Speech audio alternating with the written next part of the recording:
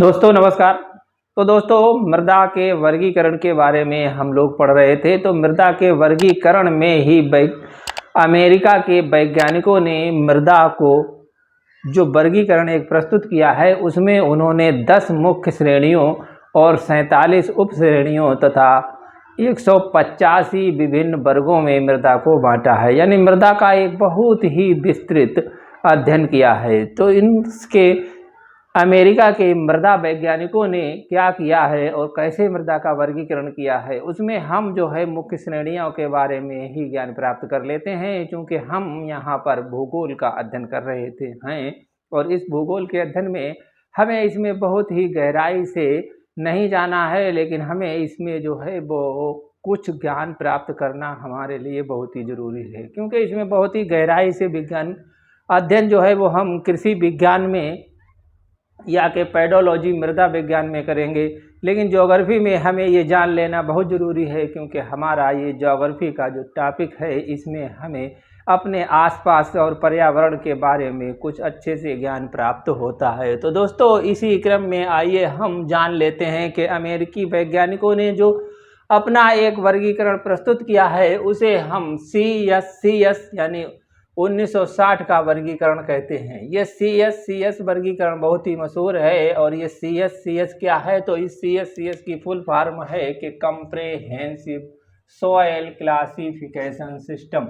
और इसी comprehensive soil classification system को सोयल टेक्सोनॉमी भी कहा जाता है। और ये सोयल टेक्सोनॉमी या के CSCS वर्गीकरण पूछे तो ये एक ही बात है। तो दोस्तों ये कंप्रेहेंसिव सोयल क्लासिफिकेशन के 10 वर्ग कौन से हैं, जो कौन सी वो 10 श्रेणियां हैं, उन श्रेणियों को हम देख लेते हैं। तो इन श्रेणियों में हमारी सबसे पहली जो श्रेणी है उसे एंटीसोल के नाम से जानते हैं। इस श्रेणी को हम एंटीसोल के नाम से जानते हैं। और ये हमारी श्रेणी यानी इस श्रेणी की जो भी मिट्टियाँ होती हैं उनमें मृदा स्तर जो हैं वो कम होते हैं, यानी मृदा सन स्तर कम होते हैं। और ये अक्षेत्रीय मिट्टी है। और इस क्षेत्र की मिट्टी यानी इस तरह की मिट्टी जो है वो छठे क्रम की होती है। और इस छठे क्रम की मिट्टी हमारे विश्व में कितने क्षेत्रफल पर पाई जाती है, यानी कितने क्षेत्रफल पर है धरातल के, वो है 8.3% भूभाग पर ये मृदाएं पाई जाती हैं। तो दोस्तों अगली हमारी जो मृदा है उसे हम इनसेप्टिसोल के नाम से जानते हैं। इनसेप्टिसोल मृदा जो है वो हमारी इस भूभाग पर 8.9% भूभाग पर है। और इसका क्रम जो है वो तीसरा है। और ये एक क्षेत्रीय मिट्टी है। इसके विकास में जैविक पदार्थों का अभाव पाया जाता है। यानी ये मिट्टी कुछ उस तरीके की होती है जहाँ पर जैव पदार्थ कम मात्रा में पाए जाते हैं, यानी कि ये नहीं कि लगभग मात्रा में जैव पदार्थ होते हैं। तो ये मिट्टी जो है हमें कहाँ मिलेगी, लगभग टैगा जो प्रदेश हैं वहाँ पर ऐसी मिट्टियाँ यानी शीत प्रदेशों में मिलती हैं। अगला है हमारा हिस्टोसॉल। ये हिस्टोसॉल प्रकार की मिट्टी बहुत ही कम होती है। हमारे इस भूभाग पर हिस्टोसॉल की मिट्टी बहुत ही कम है। ये 0.9% यानी लगभग 1% से भी कम भूभाग पर है। और इसका क्रम जो है वो 10वां क्रम है। और ये 10वें क्रम की मिट्टी होती है। और ये मिट्टी वही मिट्टी है जहाँ पर दलदल बहुत ही होते हैं। और दलदली मिट्टी में इसमें महीन क्ले बहुत होती है। और ये जैव पदार्थ इसमें पाए जाते हैं, यानी इन क्षेत्रों में जैविक पदार्थ पाए जाते हैं जहाँ जहाँ ये दलदल होते हैं। अगला है हमारा ऑक्सीसोल। ये ऑक्सीसोल मिट्टी है।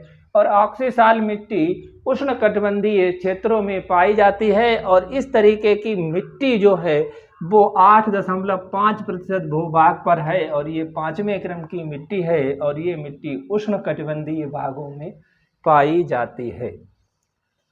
तो दोस्तों अगला है हमारा क्रम अल्टीसोल। अल्टीसोल क्रम जो है वो इस क्रम की मिट्टी अल्टीसोल वर्ग की जो मिट्टी है वो मिट्टी 5.6% भूभाग पर पाई जाती है। और इसका क्रम सातवां है ये आर्द्र उपोष्ण जलवायु वाले प्रदेशों में पाई जाती है, यानी ये उन क्षेत्रों में होगी जहां पर के आर्द्र हो और उपोष्ण हो, यानी कि थोड़ा उष्ण भी भाग हो और आर्द्र हो, यानी बहुत ज़्यादा उष्ण भी नहीं है और बहुत ज़्यादा ये शीत भी नहीं है, यानी ये आर्द्र और नम भाग है और उपोष्ण भाग है, वहाँ पर ये जलवायु जो है वो पाई जाती है और वहाँ पर ये इस तरीके की मिट्टियाँ होती हैं और ये जो है 7वें क्रम की मिट्टियाँ हैं। 5.6% भूभाग पर इनका विस्तार है। वहीं अगला क्रम जो है वर्टिसोल, और ये वर्टिसोल क्रम की जो मिट्टियाँ हैं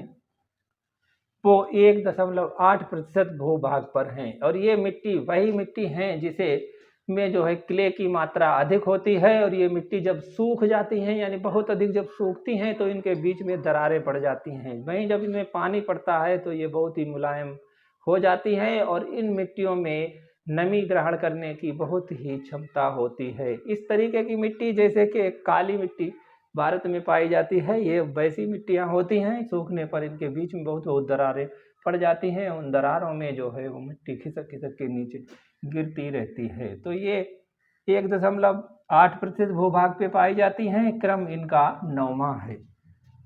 अगला जो है हमारा आल्फीसोल। ये आल्फीसोल क्रम जो है, इस आल्फीसोल वर्ग की जो मिट्टियां हैं वो 13.2% भाग पर पाई जाती हैं और ये द्वितीय क्रम की मिट्टी है।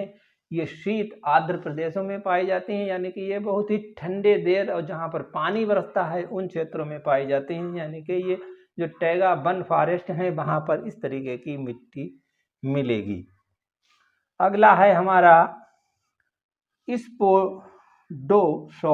स्पोडोसोल और स्पोडोसोल क्रम की मिट्टी जो है वो पृथ्वी के भूभाग पर 4.8% भाग में है और इसका क्रम जो है वो 8वां है और ये 42 से 60 अक्षांशों के मध्य में पाई जाती हैं और ये अम्लीय मिट्टियां होती हैं। ये भी जो है उच्च अक्षांशों में पाई जाने वाली, यानी कि टैगा प्रदेशों के आसपास में ही पाई जाती हैं।